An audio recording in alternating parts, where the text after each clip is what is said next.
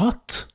You mean to tell me Bono, Peter Bonington, Lewis Hamilton's race engineer, isn't moving across to Maranello Scuderia Ferrari with one Sir Lewis Hamilton? What are we going to do as Sir Lewis Hamilton fans? No more hammer time.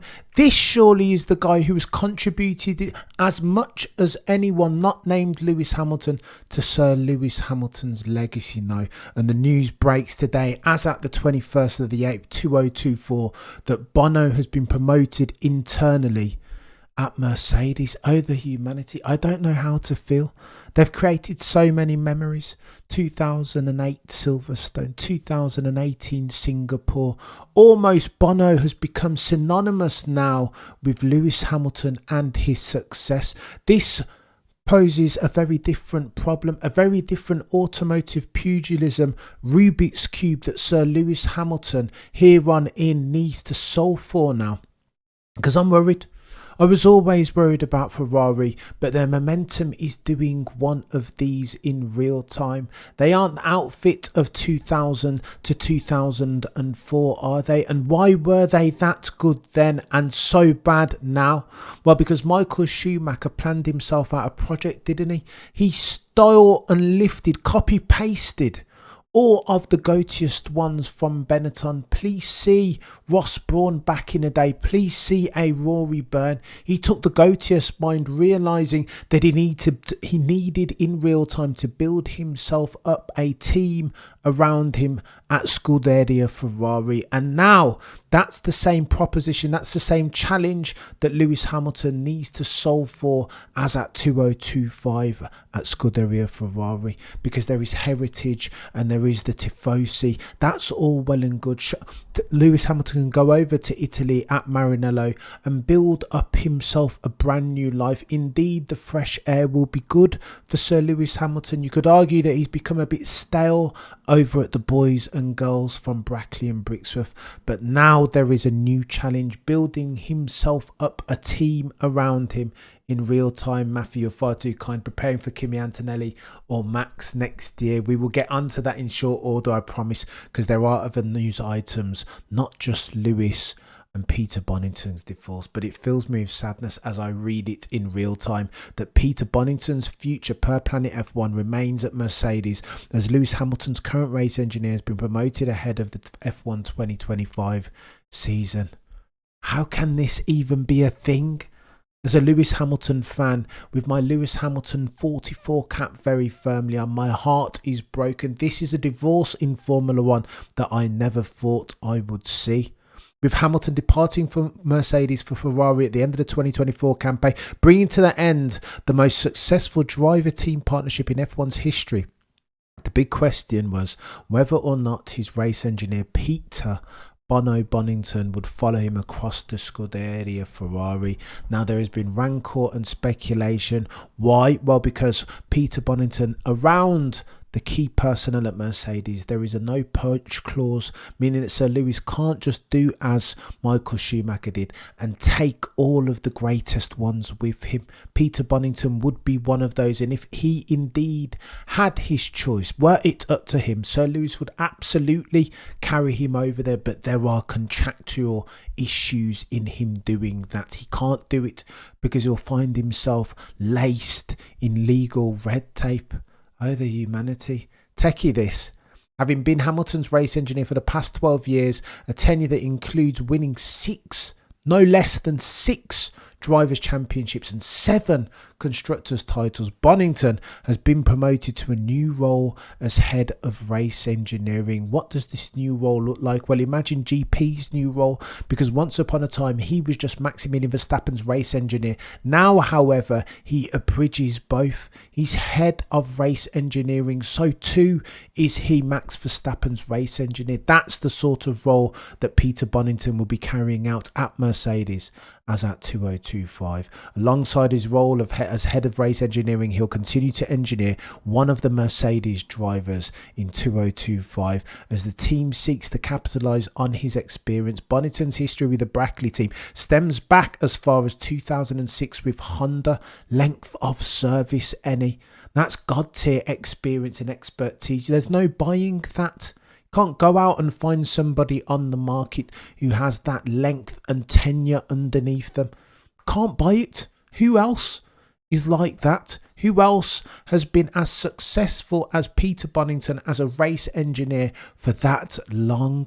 There is no replacing that type of dude. If you are Sir Lewis Hamilton, going to pastures anew as of 2025 at Scuderia Ferrari, where they need that level of expertise. Oh, the humanity. This fills me with woe and dread as far as Lewis Hamilton's prospects for getting that all-elusive 8th championship as soon as 2025. Planet F1 continues. Bonington's history with Brackley stems as far back as 2006. Honda initially working as an understudy to Andrew Shovlin and working on Jenson Button's side of the garage before the team's transition to Brawn GP and subsequent takeover by Mercedes. Oh, the humanity. So word on the F1 curb is that soon to be joining Mercedes, by the way, is one Andrea Kimi Antonelli, set to make his debut in an F1 car proper in FP1 as soon as Monza. You'll recall that the word on the F1 curb was that Andrea Kimi Antonelli would potentially replace Logan Sargent in the Williams if indeed they deemed him to be ready. Again, this isn't his first time in an F1 car proper. He's tested filming day settings. Word on the F1 curb is that Mercedes were mightily impressed by Andrea Kimi Antonelli. So too were the F3 engineers that spoke to Karun Chandak, saying that he could be at some point in the future one of the go-toest ones. Lest we forget that Mercedes boss Toto the boy who cried wolf is still ruining the fact that he missed the opportunity to sign one Maximilian Verstappen back in 2015. Lest we forget that Toto the boy who cried wolf will not want to make that same mistake twice, and they're expediting for Andrea Kimi Antonelli's path into an F1 car, which some argue is too soon, which some argue is premature, will be a function of that. Toto cannot, no, he will not make the same mistake that he did way back in 2015 in not signing Maximilian Verstappen, especially if, as so many F1 aficionados and people infinitely closer to the circumstance than me, are asserting that Andrea Kimi Antonelli could be the next one. He could be the next Sir Lewis, Carl Davidson Hamilton. He could be the next Max. Hence why they're expediting him. FP1. August of this year, end of the final weekend in August, will be the first time that we get to see Andrea Kimi Antonelli in an F1 car proper, televised. Oh, the humanity. Then there will be many that say this is too soon. Please see Felipe Drugovich, F2 winner. Please see Teo Pourchaire. It doesn't feel fair, does it, that Ollie Behrman and Andrea Kimi Antonelli are skipping the queue? Surely next in line should be the most recent F2 champions. But look, who are we to say that F1 is a meritocracy, particularly as at August 2024 with the likes of Checo Perez, Logan Sargent still in situ, still having F1 seats. Chaotic, eh? Just a tad. Oh, and by the way, speaking of Checo Perez, it's a bit techie this, because some people are reporting that Checo Perez is set to have any downside financially caused by his material underperformance season to date, and here on in through to the end of the season, potentially offset by one Carlos Slim. The rumour is that he will pay the difference if indeed Checo Perez, the man they call the Mexican Minister of Defence, if his underperformance leads to any loss of financial resource by virtue of the fact that Red Bull do not win the Constructors' Championship.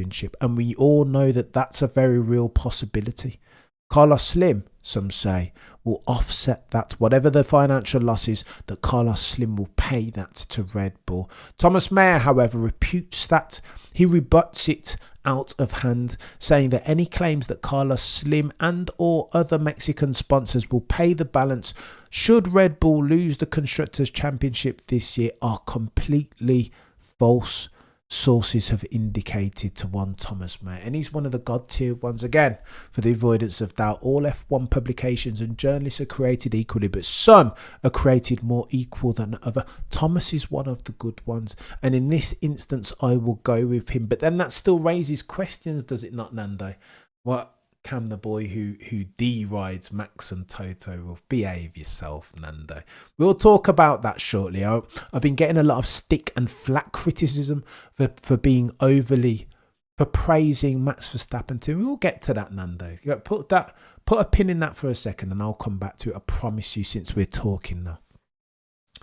This Checo Perez thing, though, it begs the question, why is he still there? I know everybody keeps telling me, oh, Cameron, stop talking about Checo Perez, but it is news. It is front and centre of the news cycle. It's Zandvoort this weekend, and Checo Perez will still be there. There are ramifications too. Both Helmut Marko and Christian Horner have come out in front of the world's press and media and said that they will support him in real time. What does that mean? Well, potentially rolling back the car to an earlier spec, a spec that suits Checo Perez's understeery, rear limited style more. Potentially, that's the sacrifice that they're prepared to make. So acutely aware are they of the fact that the Sharks are circling the McLaren in the hands of Messrs Norris and Oscar Jack Piastri. McLaren now in the hands of Hamilton and Russell. They have a car now capable of winning championship. Haven't they won 3 of the last 4? Again, they are en hora buena, as they say in Spain, very much on the upturn. And so losing the constructors as at August 2024 is a very real challenge and something that the Bulls that are red need to solve for. But they yet and still have this very soft, vulnerable underbelly in Checo Perez. I hope the financial ramifications, the financial upsides are commensurate, that they more than offset the potential downside financially of losing themselves the Constructors' Championship, because that's a very real possibility. Should we talk about Max Verstappen? Because, by the way, Eric Van Haren, again, one of the goatiest ones in the game. Take what he says to the bank. He said that plenty of speculation in recent weeks that Mercedes are potentially going to sign Max Verstappen. Now, however, Mercedes realise now more than ever that as at 2025, Max Verstappen is not an option. Eric Van Haren confirms that multiple sources have told him that Antonelli will be the signing that Mercedes make. And again, the test, the FP1 test that he will conduct at Monza this year, last weekend of August, is testament to that. Why the last weekend of August? Well, we know that they tried to circumvent the super license rules that dictates the Max Verstappen rule that dictates that you have to be 18 years or older. However old you need to be to get a license in your home nation, that's how old you need to be to get a super license, to qualify for an F1 super license. They'd mitigated that. Williams had put through a challenge, but they don't need it anymore, because Andrea Kimi Antonelli will be 18 years old as at August, as at the Monza Grand Prix. However, what does this mean as far as signing Max Verstappen? He's very specific, isn't he, Eric Van Haren? He's saying that as at 2025, Max Verstappen is out of the books. 2025, how about 2026? Therefore, what does this mean for that going forward? This is what I think that means. I think Toto, the boy who cried wolf, is acutely aware that his best chance of signing one Max Verstappen happens as at 2026. Why? Because they have this powertrain that they can use and leverage of bait that will be the market leader in 2026. So why then would Max Verstappen chill out, see out the 2026 season and see what happens in 2027? This story's going nowhere, chat. Oh, and by the way, Nanda, let me address your thing before I run away. This thing about why do you keep glazing Max Verstappen? Have you not been watching the Max Verstappen? And this isn't news now. This is opinion settings, and I need to chime in on it. Baby crying in the background and all sorts. And I've probably woken her up. But Nando, you've baited me out. Why are you always talking about Max Verstappen? Look, listen, for the avoidance of doubt, I enjoy sporting endeavour excellence each and every single time. Can you guys hear this baby crying in the background? I hope not. But let me get this point out of the way and then I'll run away and leave you guys to your afternoon. I enjoy sporting endeavour. That's the only reason why I watch Formula 1 and other sports. I want to see the goatiest ones. Recently, I'm trying to understand Simone Biles and the levels that she's attained in gymnastics. She's the goatiest one again. And I don't even watch gymnastics. I like this rarefied air, trying to understand through it, unpick it, understand the wheres and the hows and the whys.